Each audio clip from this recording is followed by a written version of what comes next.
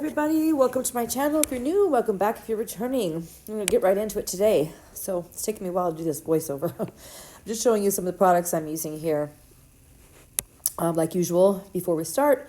And those tips I showed you, I went on V Nailed It's channel, and she always talks about the tips she uses that she gets off Amazon. That's where I got those. The glue and monomer is from Dynamic. I thought I'd try it. And I'm just showing you guys here that this is the acrylic I have on my natural nails. I did an acrylic overlay with that nice pink color called Pleasure from Not Polish. And that will come into play here in a minute. I'm going to be using my new Not Polish size 8 brush. The one I showed you guys before, that was frayed. They replaced it for me, and the one I have here works fabulous. You guys, I'm not sick. I have allergies. So if you hear my voice sounding strange or me clearing my throat again, I'm sorry to begin with. But because I had the acrylic overlay on, I had to go like 2 sizes up in tip size than I would normally use. So I usually on my pinky takes a 10 or even an 11 if I can find tips that small. And I had to put like an 8 or something on these. So since this is a practice set and a pop-off set, I didn't go 100% sidewall to sidewall with these, and I'll show you as we go. So this isn't how they should look if you're doing them on a client or on yourself or something permanent. It's just that with this acrylic overlay, it was giving me so much bulk and making my nails so much wider. I mean, the set would have looked hideous if I put tips that were size like 4 times bigger than my nails. So I stopped at 3. So you can see right there, it's not completely meeting my sidewall. But, you know, I did that on purpose just because I wasn't going to put a size 0 on my thumb. I mean, they only go so big. So it did create a little bit of weirdness, in my opinion, in that area, and I'll show it to you later. And right here, when I'm blending in the tips, I do gouge my my peel-off base coat. So I do go through and put another one on. Like right here, I'm going to gouge it. So whenever you break the seal of your pop-off, that's no good. Whatever you're going to apply on next is going to adhere to your nail and not the peel-off base coat. So I did go in and put in another coat after this. I don't know if that does any good or not. These stayed on about 2 days. Day and a half. A couple of them came off after a couple of days. So I am going to be explaining as we go some of the process, but I'm also going to be finishing my story time that I was talking about on my last video. This one's 40 minutes, so hopefully I'll be able to get it out. I am long-winded, and I was thinking the other day, how did I end up telling you guys stories about four-wheeling and flying airplanes when I was a kid, when it has nothing to do with the topic I was trying to bring up? Here's where I'm showing you that I wasn't really sidewall to sidewall, especially on that index finger. So I am using the Dynamic monomer, which was the first time me using it. The price of that is smashing. I'm super picky, you guys, about acrylic brushes, acrylics, and monomer. I'm pretty much picky about everything to do with acrylic, really. Application tips, glue, everything. And so I did decide to try the glue and the monomer because Paige does rave about it. And so I went to check it out on their website, and she's not joking about the price. So I did get 2 bottles of it, and I really can't tell any difference between that and Young Nails. And I use Young Nails all the time. So, and I did just use it for this set, so I will keep practicing and let you guys know if my mind changes. But for now, that was a hit for me. And the glue, she was right about that too. That glue, you better have your tip on right when you decide to glue it, because that stuff dries really fast. Also extremely reasonably priced. Okay, so I was thinking what else I have to tell you guys about these nails. Oh yeah, so I am going to do a color blocking, and use that little blade I showed you guys to cut out a portion of the nail, and I'm going to put those cute little flamingos in there. So what I would have done differently on this set would be definitely to make my cutout much larger, like about 1/3 of the nail instead of just a little corner. because I went in and put foil and a cute flamingo there, and you can't even see it. So I have so many sets in my mind that I want to do, and my birthday's coming up, so I want to do some nails on myself. I have 2 brands that sent me stuff I haven't even been able to get to. I've been working a lot. I keep my grandkids a lot. So blah, blah, excuse after excuse. I've had this video for, I don't know, over a week, and it just takes me a minute to sit down undistracted to do the voiceover. I do keep, that's what what else I wanted to tell you about these nails. I am keeping, I'm pretty sure it's the middle and ring finger in real time for you guys. The only reason I don't do real time application sometimes is because the video would just be too long. You'll see the speed I go when I am doing it real time, so I don't go that slow with application per se, like especially if I'm doing a client, I can bust right through it and breaking it up into pieces, you know,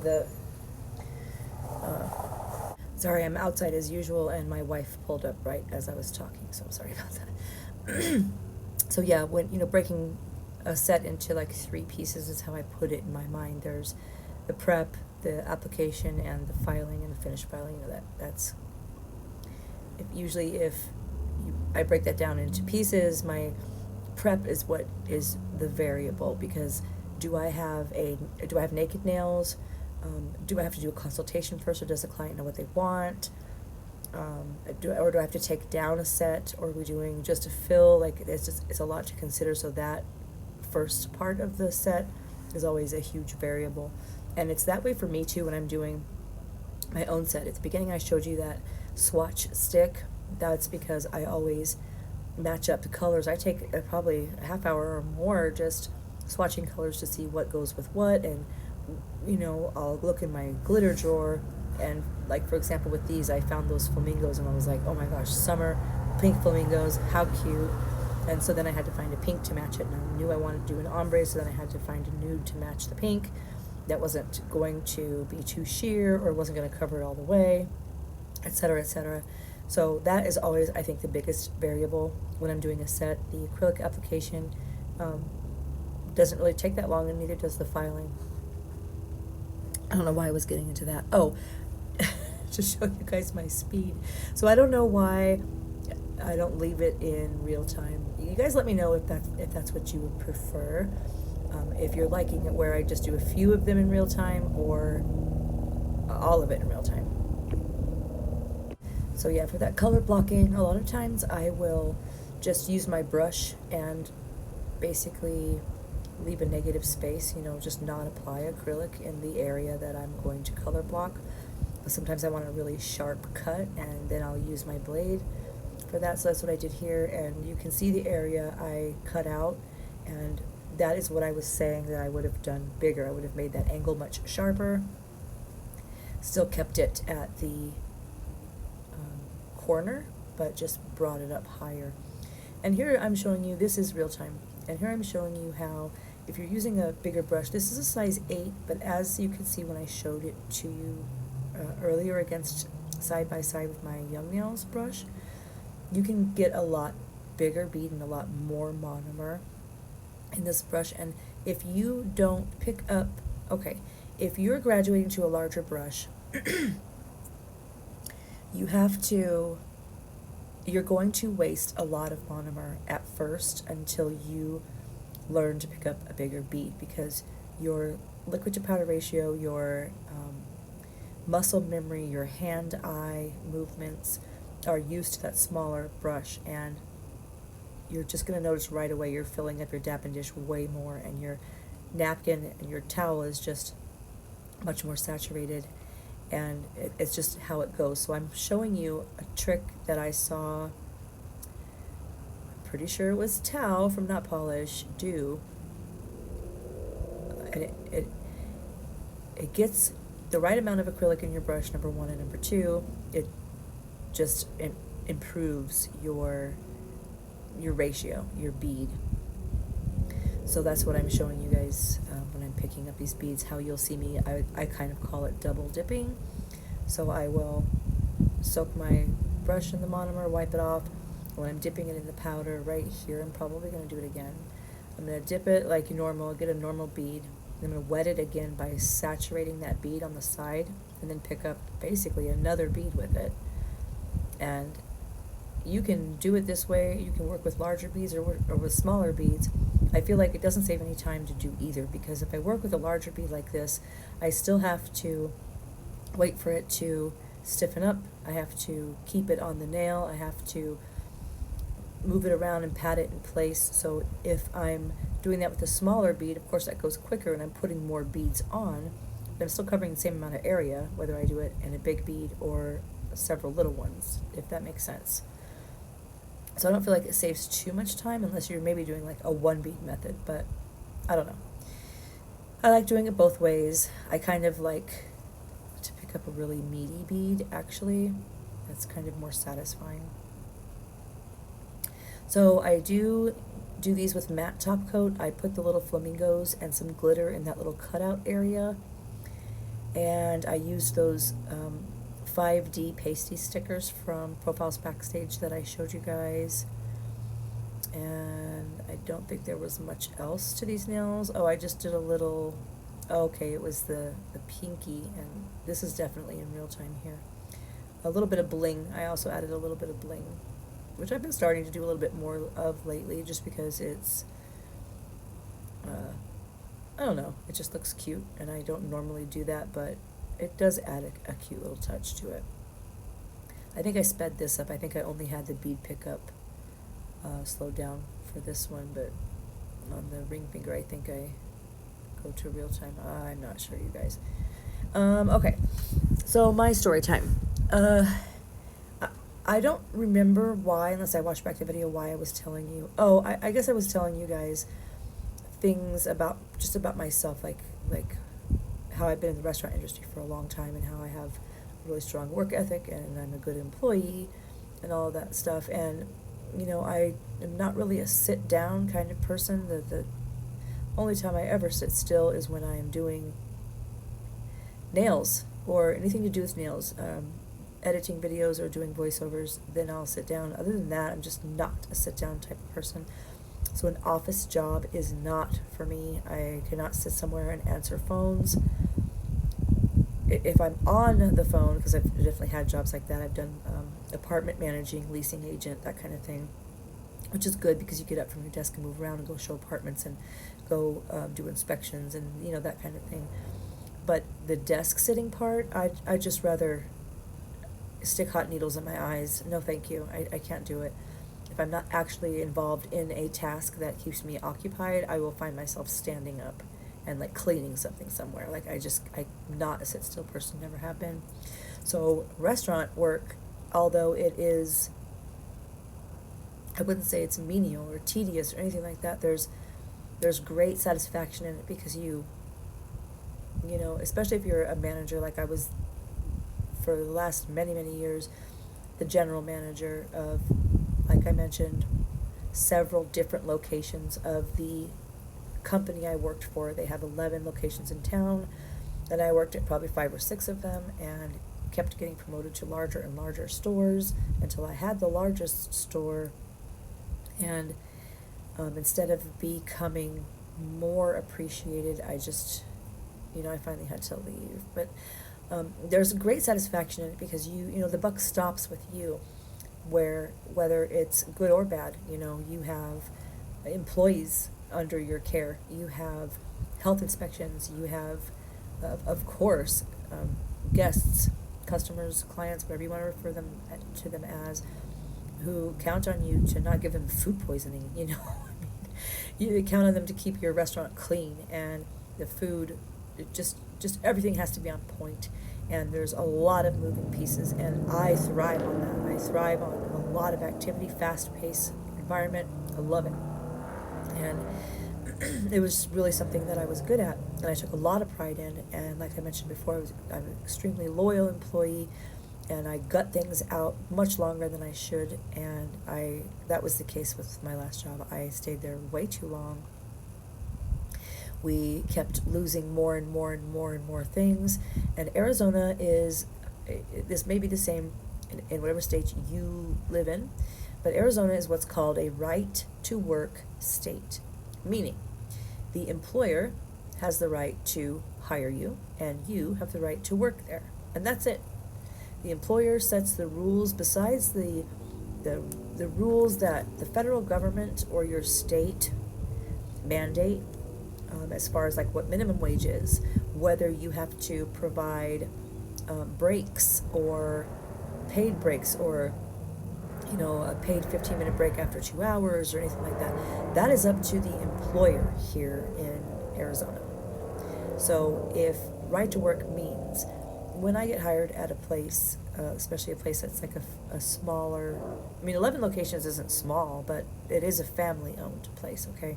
So there's only a couple people making the final decisions and who are in charge. And if they decide that they want to pay their general manager's salary and everyone else minimum wage, then who are they going to work the most? Obviously, they're salaried employees, unless they have a conscience, okay? So, obviously, I was on salary for many years. Well, lately, hold on. I don't know if you guys heard that, but this is the second time I've had to stop because some idiot is driving down the main road that's like 3 streets from here with, like, why do you have to drive a car that loud? What do you get from that? How much money do you spend to make the engine sound like that? So you can set off people's car alarms, disturb, why does it have to be that loud? I cannot tolerate that. That puts me like 0 to 100 mad. Anyway, of course I get over it in 0 to 100 anyway at the same time. So let's just say that I'll just give you my situation. For example, you agree after you work there as a minimum wage employee, you might get a 15-cent an hour raise after about a year, and you learn to make every sandwich in the joint, and you're cross-trained in every position, and you can do the cash register, the phones, the grill, and the cold sandwiches, and you know how to close. Come on, you know how to do every position in the store, and if anyone calls out, you can fill in. That doesn't make you a manager. That just makes you cross-trained. So all they have to do is give you whatever they decide to give you, because it's a right-to-work state. There's no guideline. There's just minimum wage or salary. And if you are salary and you agree to work here because it's your right to agree to work there, basically they put down a policy. Here's our policy book. You read it, you agree to everything here, so you agree to work here. It's your right to agree to work for us. It's your right to disagree, so you can quit if you want, and we can fire you if you want. There's nothing that we have to do to prove to you why you were fired, because it's our right to employ you. So you just constantly, their policy book was so thick, hundreds of pages of what you could wear, and how if you're a smoker, if you're a lifelong cigarette smoker, there'll be none of that. If you're a salaried employee, oh my God, I could just go on, and it's hard to tell the story in a linear fashion because there's so many effed up things about it. So if you're a lifetime smoker and you decide to work there, their policy and their rule is no smoking. So if you are wearing our uniform shirt, let's just say you're a person that takes the bus, and you have to get on the bus at 7 in the morning to get to your shift that starts at 10 in the morning, and you're wearing your work clothes and you're sitting at the bus stop, and you're nowhere near work, you don't start work for 3 more hours, and you're not clocked in, but you're wearing your work shirt uniform, and you decide to smoke a cigarette at the bus stop. If one of the supervisors drives by, they're going to pull over and ask you what store you work at, and you think you're just being asked a question oh, there's so-and-so who owns the company, they just pulled over and asked me what store I worked at, you don't even know why. Well, they're on the phone in a millisecond to the manager who works at that store, telling you to fire them when they come in, because there's zero tolerance smoking. They were smoking in their uniform shirt, on the clock or not, you're fired, period. Come on. But they can get away with it because you signed and agreed to those policies when you agreed to work there, because it's a right to work state. So basically, they can make their policies state whatever the hell they want them to, whatever they want them to read, to say, you to adhere to. They have the right to make those policies, and you have the right to agree or disagree to work there, period. So when you sign the policy that says you agree to be on audio and video while you're at work, you agree to work for minimum wage and never ever have any possibility of a raise unless you have a good manager that advocates for you, which I was. You could just, work there for years and years and years and never get a raise unless minimum wage goes up. Well, recently, over the past 4 years, the minimum wage has been going up incrementally. I used to do the position that I was doing, assistant manager. I used to do that for like $8.50 an hour. No joke, when I first started there. Well, minimum wage has gone up just most recently to like $13.30, I think. This January I wasn't working there anymore, so I'm not sure what it went up to in January, but it was about 13 when I left. So my employees who were walking in and just knowing how to do the cash register or making sandwiches were making $13 an hour, whereas when I started doing those same things, I was only making $8 an hour. So take that and imagine that over the years you've been put on salary with a wage that was, of course, higher than minimum, and then minimum goes up over the next few years. So, but your wage doesn't go up. Your salary wage doesn't go up. And they keep telling you excuses and excuses, like, COVID, blah, blah, blah, whatever freaking reason that there could possibly be, although COVID never slowed them down. They cried and poor-mouthed through the whole thing, but it never slowed them down. Their business just shut up. Like, I'm a manager. I see what the sales are. Anyway, not until about a year ago did they offer 401k or health insurance, and you had to pay out the nose for it, and they didn't match it. Like I mentioned in my last video, they took away our bonuses. They took away our birthday checks. We used to get like a little $50 or $100 check on our birthday. No more of that. We used to get a $50 or $100 check for our anniversary, if you've worked here a year or whatever. If you had, we would get 40 hours of vacation each year, but that in the policy says you can only take that vacation if your store is covered. Well, after COVID, they made us, like I mentioned in my last video, have labor percentage so low, and they would just keep us so short-staffed, not let us hire people. They would be in our stores constantly reviewing our schedules and micromanaging us and second-guessing us and asking us, well, why do you have somebody clocked in at 10 o'clock? Bring them in at 10:30. Well, because I'm only one human. We open at 10. You want me to run the store by myself for the first hour or half hour? What if I have a catering? It's just ridiculous. You're not trusting me to do the job you're paying me to do. I could keep going on and on and on. You guys, it was terrible. So sometimes it was not possible for you to take a vacation, any of your days off, because you were so short-staffed.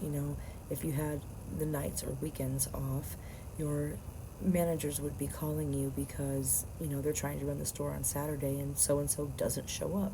Why would they? They only get minimum wage. They don't care. They're just coming there to make sandwiches. And if you guys have been in the workforce with any of the younger generation, they don't have any sense of loyalty or thought to how their actions affect others whatsoever. So, staff wasn't showing up on the weekends, so there's no time off.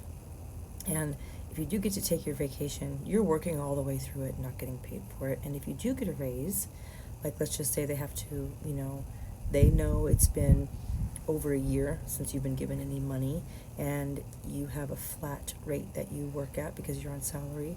And since you are working from home all the time, anytime that you are home nights and weekends, you're on the phone, you're working, you have to come in, like I said, the buck stops with you. So you have to come in and make a cater or cover a shift or anything like that. You're not working 40 hours a week, so your hourly rate goes down steadily the more hours you work. I never worked 40 hours ever, so I never got the hourly rate that would actually justify the position. But when minimum wage would go up a couple of times, they would have to come and give us a little something. So they would come in and make a big deal out of it and, sit down and give you an evaluation where you could never earn the highest mark because there's always room for improvement, and give you, let's say, $100 a month raise. Well, you get paid twice a month, so that's $50 on each check. After taxes, $35 on each check. So thanks for giving me $35 more each paycheck after you've taken my bonuses, my opportunity to bonus every month, my yearly retreat. Like, we've just lost all of that, and with no explanation whatsoever. I remember one year it was time for our retreat, and we went to our dinner, and they just didn't say anything. Like, normally they're asking us, they're sending us an email and saying, okay, how many beds do you need in your room? 1 king, 2 queens, how many kids are you bringing? Like that kind of thing. Nothing. It was time for our dinner, our anniversary dinner, which was usually at the resort. And for some reason this year, and I don't mean this year, I mean the year this happened, the anniversary dinner was announced, and it was just here in town, just like a regular place. So we went there thinking, okay, well, they're going to tell us at the dinner when we get our retreat. And no, nobody said anything until one of the other general managers got good and drunk. She had been there like 15 years, and she finally stood up in the middle of the room and said, hey, dinner's almost done. You guys haven't said nothing about our retreat. Like, were you going to say anything about it? When is it? Oh, sputter. The vice president stood up and the name of the company, let's just call it Joey's. She just stood up and did her Joey's speak. I call it Joey's speak because they just dangle the carrot and make some kind of inane excuse that everyone's just looking at each other like, what? So she stood up and made some kind of inane Joey speak. Caca. I can't even remember what she said. Just something that we just can't afford it this year. We're sorry, basically. But they weren't going to say anything. They weren't even going to say. They didn't feel like they owed us that. That's the whole thing. It was the whole time you worked there. They didn't owe you shit. After you put in your blood and guts and you never got anything back from it, they didn't owe you shit the whole time you worked there, no matter what you did. And like I mentioned before in my other video, they're on the cameras snooping. Your supervisor's stopping in at least once a week, completely surprise attack. Not that there was ever anything wrong going on. They just come in and stand right behind you, and they do it right in the middle of lunch, so you can't manage anything, and then they question you about why people are doing certain things. Well, if you weren't standing here distracting me, I would have caught that the person put the tomato in the sandwich wrong. Can you step off? Can you just get out of here? It was just intimidating and rude, and I would have to call my supervisor for things sometimes, of course. And I remember one time calling him to let him know that there was something wrong with our wall or our toilet or something, I don't remember. And he said, okay, well, I'll I had a whole 10-minute conversation with him on the phone. And he said, okay, well, I'll take a look at that the next time I stop in. And I was like, okay, no problem, see you later. And he walked in my door about 45 seconds later. And I thought to myself, you just had that whole phone conversation with me while you were literally in the parking lot? Why couldn't you just say, well, actually, I'm here, Jen. I'll just come in and take a look. No, you pretended not to be here so you could sneak attack me. Why are you doing that? Do you not trust me? And I finally had enough of it after a while and started calling them on that shit. Like, are you really calling me about the guy who's wearing his hat backwards? I'm trying to run your store in the middle of lunch. Are you really here questioning me about my schedule? Like, what are you paying me for if you don't trust me? It was just really, really, really, really absurd toward the end there. And what made it really, really bad, so I had to take a small break, and I'm really on a rant here. And I've been waiting to get this out for a long time. But I want to mention this file. I just showed you there how I sometimes like to stagger the peel-and stick so that it's sticking out a little bit. It helps me do my cuticle work. So I will show you a little up close during the filing how I use that, and that might be really helpful to you. It really blends your cuticle in really nice.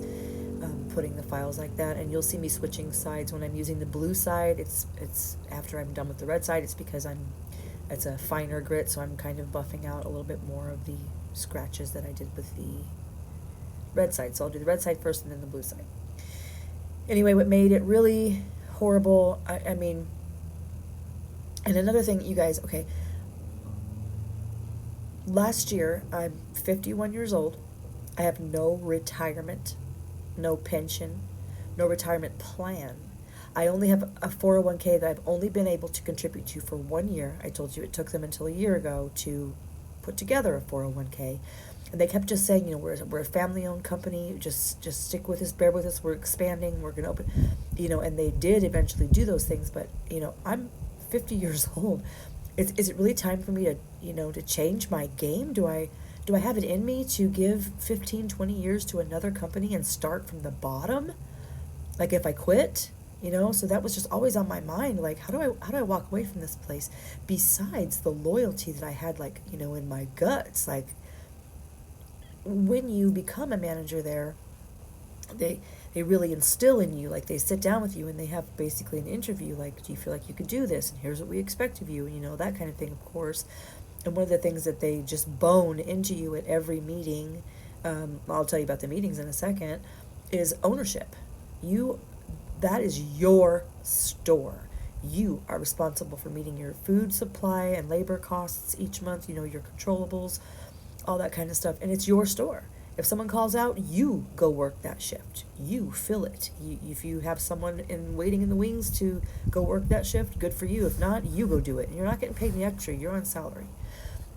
On and on and on. There's the ownership and the meetings. Okay, besides the 50 to 60 hours a week that you put in every week that you don't get compensated for, the vacation you might not be able to take, the loss of the retreats and bonuses, the never getting any raise, and when you do, it's complete crap, and health insurance crap, 401k only for a year, everything I've just rattled off to you besides the snooping and the undermining, and another thing is they would call you up with bullshit, honestly, just absolute bullshit, you know, like the hat on backwards stuff. It would get even worse with the phone calls.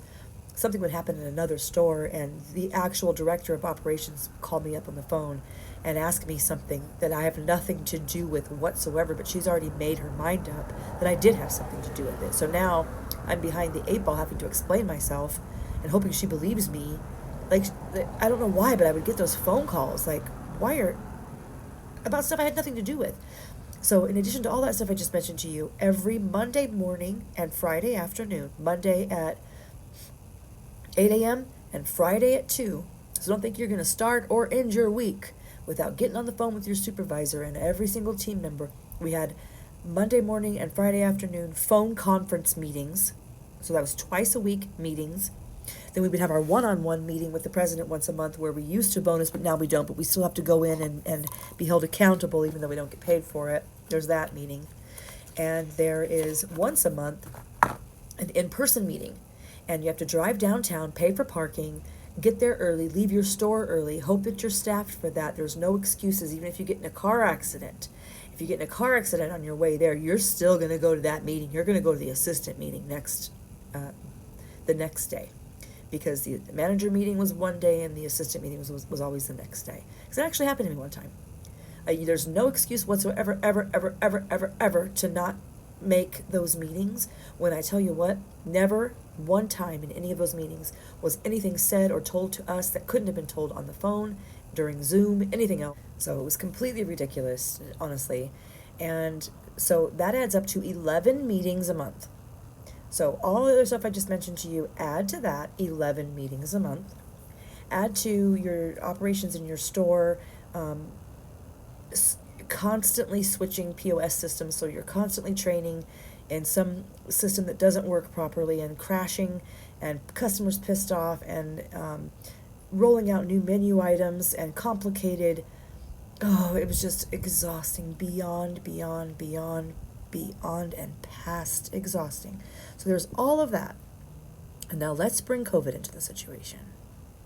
So I already explained to you that a little bit of the COVID situation in the last video, where once the state and federal restrictions were lifted, if you didn't have to wear a mask or have to wear gloves, and I wanted to clarify this too about the hand washing that I mentioned in my last video.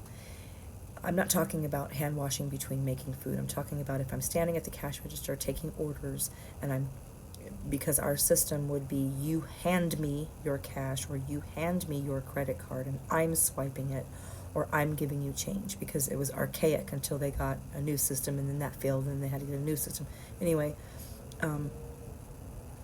if I'm on the cash register and there's a line out the door, and because if there was a position to be filled, I would be the high customer contact position. As the manager, I'm not going to have my back to the customers making sandwiches, and if I need to fill in somewhere, it's going to be on the cash register so that my face is, I'm the one the customers are seeing and dealing with. So that's why I mentioned that, and there was no way possible for me to stop in between every transaction and go wash my hands. So the best way to prevent yourself from getting COVID, since you were not allowed to wear a mask, would be to wash your hands between every transaction, which is impossible. So the other most realistic, feasible way would be to wear gloves. Well, we weren't allowed to do that because that might be offensive to the customer.